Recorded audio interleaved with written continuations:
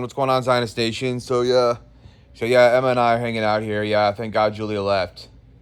That bitch really wore me out. And don't ask. Everyone came. I don't even think I have energy to go to mass today either. Everyone saw she took Joanne's day. She tired me out on her day, of course, and now she ran time. She ran into Emma's day also. She fucked with the rosary for Sister Miriam. And now she fucked with Maz 2 days in a row. Yeah, whatever she did, she just can't be allowed to happen again.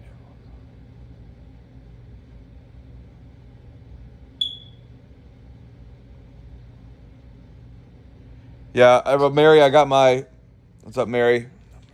Mary Corson, yeah. Mary Watkin now. Yeah. I got my Choco for Life water bottle, yeah. Yeah, I put some watermelon ice in it, yeah. Anyway, I cracked open this Infinite Jest book that I gave Henry, yeah.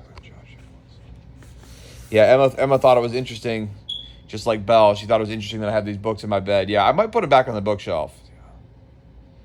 I was going to read some of this. This is page 823. Unless he actually had a lit Gasper going, Calvin Thrust always has this way of being only technically wherever he was. There was always this air of imminent departure about him, like a man whose beeper was about to sound. It's like a lit Gasper was psychic ballast for him or something. Everything he said to Gately seemed like it was going to be the last thing he said right before he looked at his watch and slapped his forehead and left. Thrust said whatever that Nuck that the residents alleged shot him with was serious ordnance, because there'd been bits of Gately's shoulder and bowling shirt all over the complex's little street. Thrust pointed at the huge bandage and asked whether they'd talked to Gately yet about what he was going to get to keep what was left of the mutilated shoulder and arm. Gately found that the only audible sound he could make sounded like a run-over kitten. Thrust mentioned that Daniel S. had been over to mass rehab with Bert F.S. and had reported how they were doing miraculous things with prostheses these days. Or prostheses? I think it's prostheses. Prostheses these days. Gately's eyes were rolling around in his head, and he was making pathetic little scared, aspirated sounds as he pictured himself with a hook and parrot and Patch making piratical "Arr, matey" sounds from the AA podium.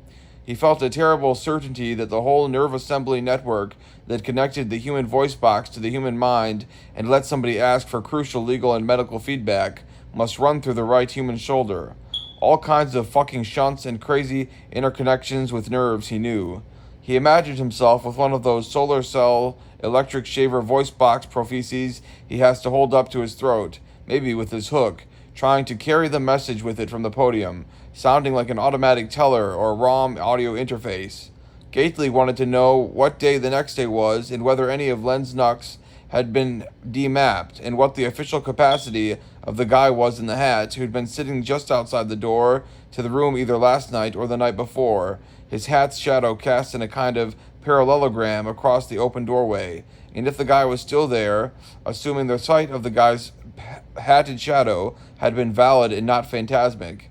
And he wondered how they went about cuffing you if one of your arm's shoulders was mutilated in the size of your head. If Gately took anything deeper than a half-breath, a mind-bending sheet of pain goes down his right side. He even breathed like a sick kitten, more like throbbing than breathing. Thrust said Hester Thrale had apparently disappeared sometime during the fracas, and never came back. Gately could remember her running screaming off into the urban night. Thrust said her Alfa Romeo got towed the next AM right along with Len's bum duster, and her stuff's been duly bagged and is on the porch and everything familiar like that. Thrust said they found this mysterious, huge stash of high-quality Irish luggage during the staff's search of Lentz's room, and the house looks to be fixed for trash and eviction bags for the next fiscal year. Discharged residents bagged possessions. Is that all we want to read? Or want to keep reading? Bagged possessions stay on the porch for 3 days, and Gately's trying to calculate the present date from this fact. Thrust said Emil Minty got a full house restriction for getting observed removing one of Hester Thrale's undergarments from her bag on the porch, for reasons nobody much wants to speculate about. Kate Gumpert and Ruth Van Cleve supposedly went to hit an NA meeting in Inman Square and got supposedly mugged and separated, and then only Ruth Van Cleve showed up back at the house, and Pat sworn out a PC warrant for Gumpert because of the girl's other psych and suicide issues.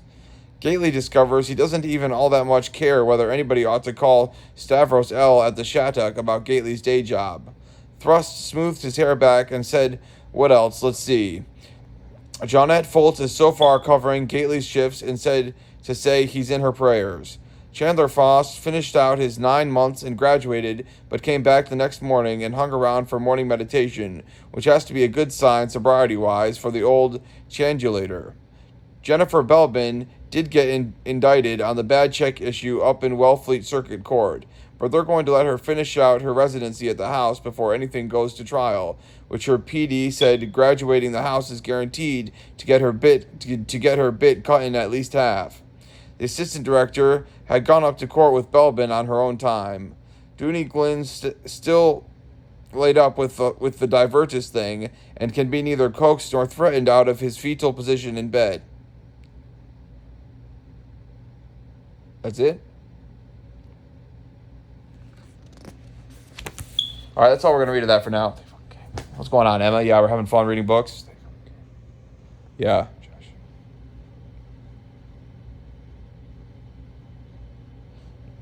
They fucking came if I really fucking said it's Infinite Jest by David Foster Wallace that Emma loves the most. Of course Emma loves Infinite Jest. She's one of those cool girls who loves Infinite Jest. Not really do any girls love Infinite Jest, Josh. Yeah, I know. No, she really does love the book, though. No, not really.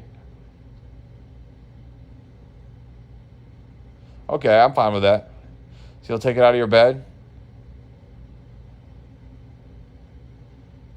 I might bring it back next time Julia comes. Just to protect me from Julia. That's all right. You can just leave it in your bed.